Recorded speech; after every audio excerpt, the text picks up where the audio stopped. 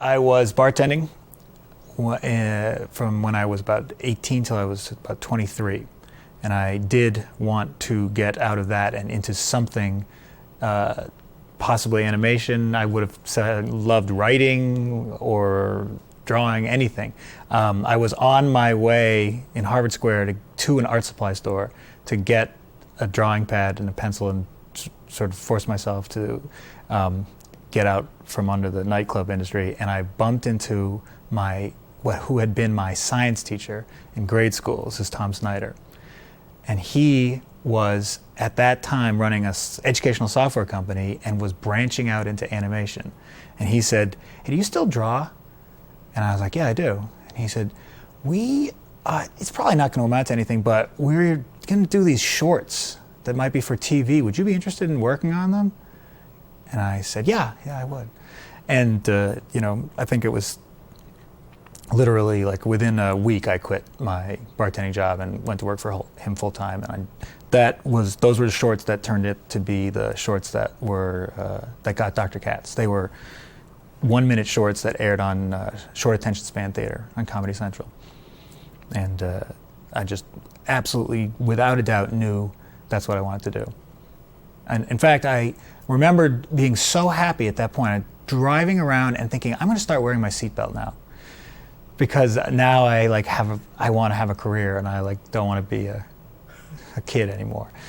I got really excited about working with the actors, about editing the dialogue in audio, and just doing that, as much of that stuff as possible. There wasn't much writing back then, but I knew I was interested in that. So I got out of the animation business, heavily into editing. That was my up all night, 7 days a week thing that I was able to just dive right into. Tom Snyder had really a lot of vision about how to use actors and how to use editors. And the trick was to find great people who liked to improvise and who were just really sort of warm and likable in front of a microphone. And to find young kids like me who would just do any amount of editing. Like if somebody talked for 5 hours, that was no problem. I would happily comb through it all and listen to all of it and try to figure out what the best takes were and the best half takes and glue them together. It was just a really, it was and is a great system for doing animation, because I think you build it around these performers who can, go and go and go and go and go. And if you're willing to sit there and cut it up on a computer, you will have a great track, a great dialogue track.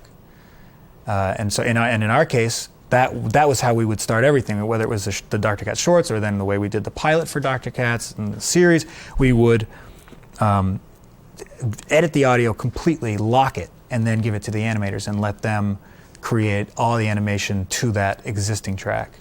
At the time, we thought we were doing everything the first time it had ever been done.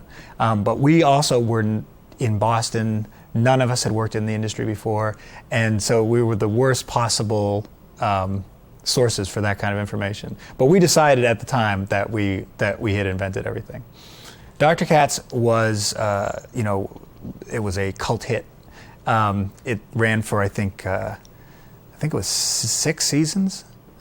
Which took us from roughly 94 to 99 or something like that, and so worked on that as much. I became the producer of that. I went from editor to producer and editor, and along the way there were a few moments in time when, because it was sort of well-regarded show, that people were interested in what the next show that this production company was going to do, and that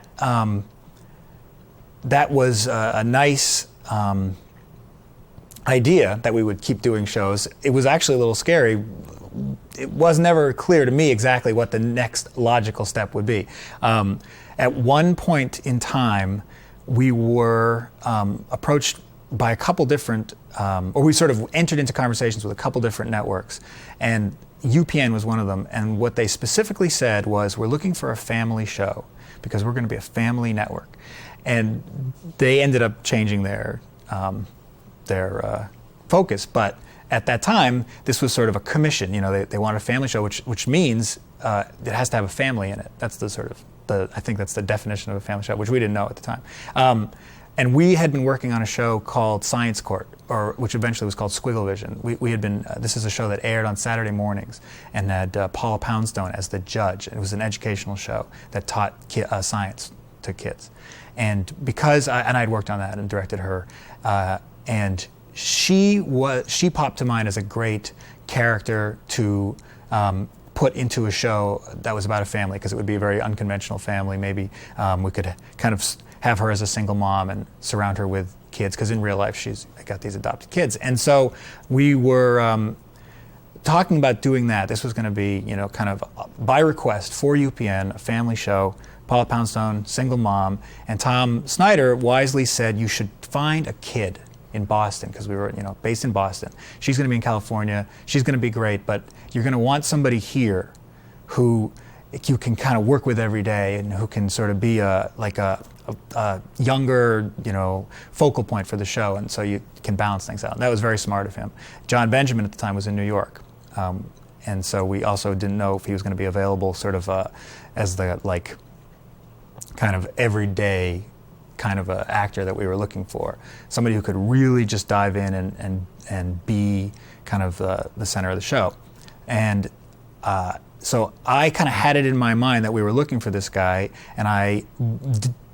but I didn't have it in my mind the night that I went to a comedy show in Harvard Square at the Hong Kong restaurant. They call it the Comedy Studio. It's up on the 3rd floor. It's a very small little kind of operation, and I think I'd been there once or twice before.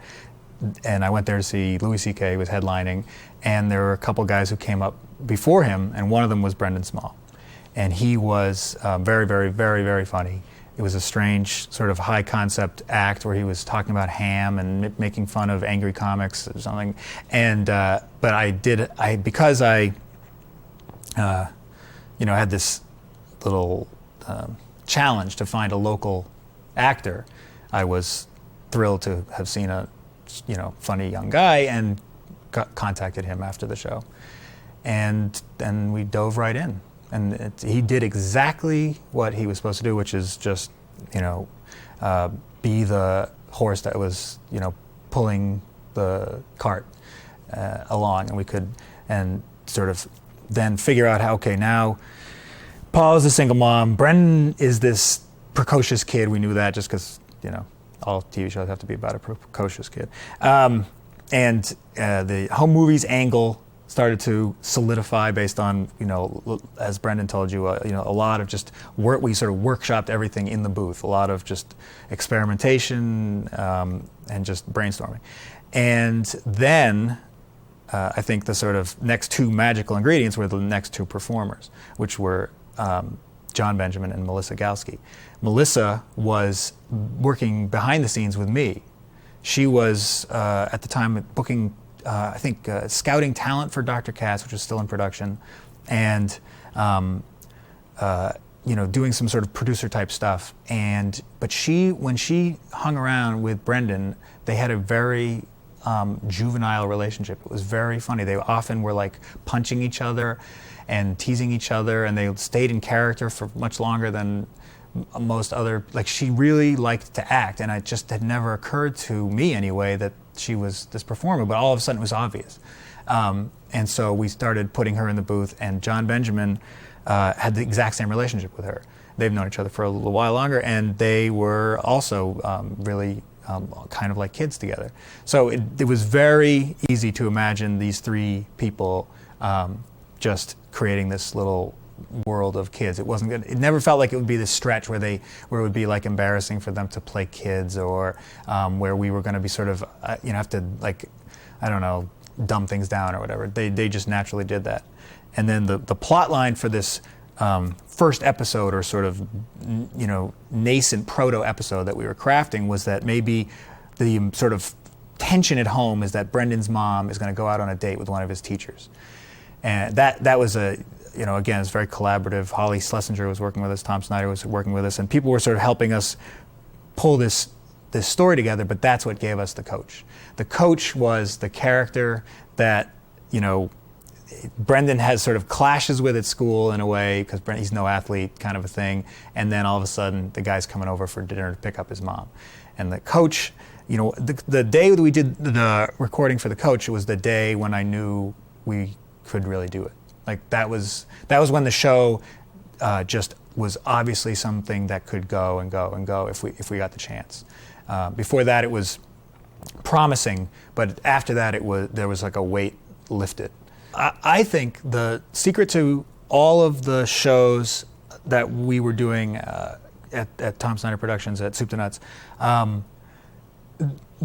the performers, they just are the thing. That's the secret ingredient. You can't, if there was somebody who had a great vision for a show and beautiful artwork and complete world, but then they just cast it, with cartoony voices or something, or with, actors, or these big budget movies where they just get Brad Pitt, or they get actors that are great actors but who aren't necessarily great voice actors. I think you're always going to be, those still might work, a project like that, but I think you're always going to have to work harder to have it connect.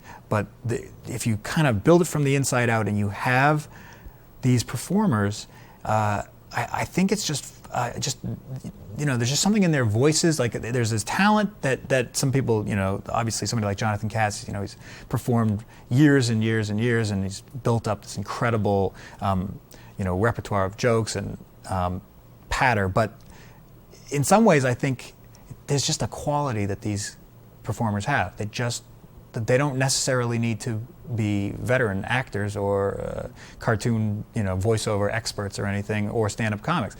So in the case of somebody like Melissa, she just gets, she's just great in front of a microphone. She's somehow natural and warm and likable and in character, and just a natural performer. Benjamin and Brendan, so much of that you can literally just trust that the show is going to be good if all we have to do is kind of just support it, just make sure there's enough in terms of editing and animation and script writing, and everything else just kind of comes up underneath that and tries to hold that up in place. I think, this is the way I experience the show as an audience member. It's just a pleasure to listen to them talk. Brendan and Bill Broaddus, who's one of the, Brendan and Bill write home movies, and they are good at writing visual gags. And there was, it was always the experience of when they would write one, I would go, oh yeah, we can do that. I would forget, because we didn't on Dr. Katz. Very rarely did we write a visual gag. Literally just never occurred to us. The animators did that. That was just this, again, because we'd sort of invented this system, we didn't realize how unlike it is in the rest of the industry. This show, I think in some ways crossed from a kind of that very unconventional sort of made-up way of doing things that we had started with.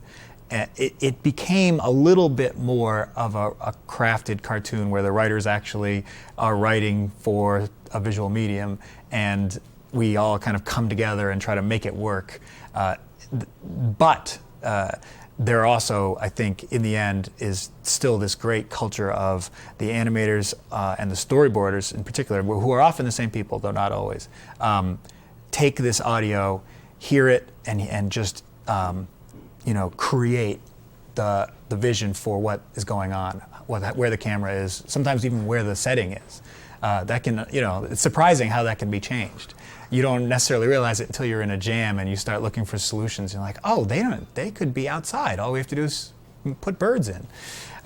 So that's really there where they have done so much, I think, for home movies. The production sort of cycle of home movies is it's very fast. It's supposed to be very fast. It's part of the deal right up front, is we don't get a big budget for these shows, so it's sort of built into everything, as we do have to kind of watch the clock. The writing is still, first and foremost the thing that has to happen up front, and we do try to, give that as much time as possible. In TV terms, it's blazingly fast. I think 4 weeks from conception to script. Only two guys doing it with, one chance to table read it and kind of for us producers to, give our 2 cents. Once that is locked down, recording is 1 day. That is, we used to try to have days where we could have the actors back and fix things if they needed to be back in the old days. But as our budget has gotten tighter, we have gotten to a position where it is just, we record everything we might possibly need on 1 day. That's not including music, but just the dialogue. The editing of that dialogue is, I think, is the process that in some ways takes the longest. I think it's also 4 weeks, give or take. But it's a remarkably long process, and it's one where you'd think you'd be able to say, like, well, let's just go faster there. Like, let's streamline this. Let's have the actors to record less or do fewer takes, or somehow can't we have why would the dialogue editing take 4 weeks? But that again, like I was saying before, I think it's the one of the sort of heart and souls of the show, if that's a phrase. It's one of the things that makes the show just, absolutely kind of what it is. It makes it different than any other cartoon, and it's not that we necessarily were striving to make it different, but it's what we do. It's this process that just, has this 1 day of performing on one end and finished 22-minute audio on the other. It's usually about 5 hours. 4 or 5 hours that we record. So the audio editor is just churning through that stuff and boiling it down and sort of shaping it and carving it and adding sound effects. And as the music is done, usually Brendan is doing music kind of in parallel, and we'll bring the music in and try to have that final locked audio on that last day. And it's very important to lock it because the animators are going to work to it, and even if we want to, we really can't change anything because a lot of synchrony will happen at that point. We hand it off to the storyboard artists. They take, I think, about a week to visualize the show. And that's done in Flash on a computer, and it's moving images. They time it to the audio. It's usually just rough sketches, but we'll be able to see it. I think it's sometimes in the industry it's called an animatic. We always call it a storyboard. There's no paper in this entire office. It is very much a computer generated show, except of course it's everyone's drawing on tablets and it's all hand drawn in Flash. The storyboard, we come in and look at the storyboard, make sure that everyone's happy with it before anything gets committed to polished animation. And I think that process is now 3 weeks, which is again just, I never would have thought it was possible, but over time we've just had this pressure to kind of make everything as streamlined as possible. So we are looking at rough animation at the end of 3 weeks, and they just have a few days to do any little fixes and make the lip sync right, and should his eyes be here or here, tiny little acting notes are all we can give at that last stage and all that's necessary, and we deliver the finished video. Dealing with Cartoon Network has always been for me a real pleasure, and you have to go back to what happened. I mean, we were on UPN. That we got very poor ratings. They were nice enough to us, and it was a comfortable relationship creatively, but we just weren't right for that network. We got clobbered in the ratings. We were, without hesitation, we were canceled and not brought back after we did those first 5 episodes. This is 1999. Cartoon Network contains within it a few people who were watching home movies on UPN. Khaki Jones is one of those people. She had seen it, had liked it. She told me, maybe this is true. She says she loved it. She says that she was absolutely fanatical about it. Made sure she was home on Monday night to watch it. Called all her friends. This is what she tells me.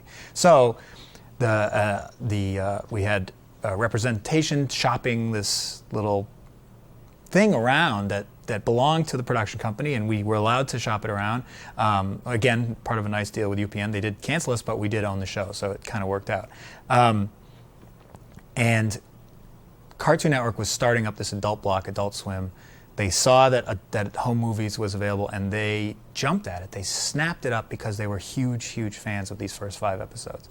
And so in every respect, every conversation we had since then, once they took it over and became the parents, was in that context. They loved the show. They just, were into it before they, picked it up. So there was just a really great working relationship, and all they wanted to do was just keep seeing the show that they loved. And I think the only tension we ever got into was when we got a little curious about tweaking it. There was very often a sense like, don't mess with it, it's good. What's the day of recording like for home movies? I would say that the day is a real pleasure, except that you have to be careful not to go all day. There's the actors, if left to their own devices, will stay in the booth all day long, and they're not happy about it, but they can't help it. They'll go and go and go and go and go, and then they'll come out and they're exhausted and they're sort of cranky and they hate you for not having any sense of structure. And worse than that, your editor will quit because you've just got you became too much of an audience member who just sit back and enjoy this radio show that's being taped live for your amusement, and not enough of somebody who can hopefully know, okay, we got it. That scene's done. Let's move on. Or no, we didn't get it. So it's mostly a pleasure. It's occasionally, the only job is to just make sure that you don't kind of run everybody into the ground.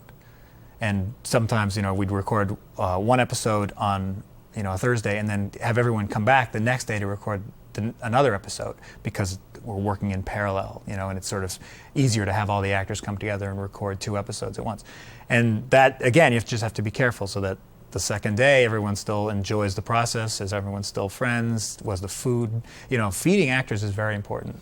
I'm not being facetious. It's really funny, the extent to which if you don't have good snacks, you're not going to have a good episode. It's not like they want perks. I think it's just something about sugar or caffeine or something. It just is very important. Or it's like something to do with your hands. A lot of people don't know what they're doing, but I don't think you get lucky the way that we did, first with Dr. Katz and then with home movies. The chemistry, timing, Cartoon Network liking it, these things just worked out for that show. And that's great. It's because it allows you to make good mistakes and have happy accidents that you can learn from. A lot of lessons have gone unlearned, I think, by me. I will continue to be mystified when I try to do it all over again. I find it's incredibly difficult. Starting having an idea or having a group of people you're excited about and trying to figure out what to do then is still very mysterious. But having had the experience of home movies, I think will just convince me that it's worth doing it wrong. It's not a hugely successful show. I'm thrilled that there's a DVD now, but that may be it. Like, that may be all that home movies ever is. It's just hopefully a DVD set of all the seasons. But that's going to be, I think, hopefully something I'll want to look at someday and be proud of and happy about. And I've liked the fact that I've met people who have liked it a lot. The fact that it wasn't a hit show and nobody made any money, I think that's okay. It's not like I learned how to make a hit show, that's for sure. But I do think that it was a rewarding experience because we kind of got to screw around and have it still be sort of meaningful in the end.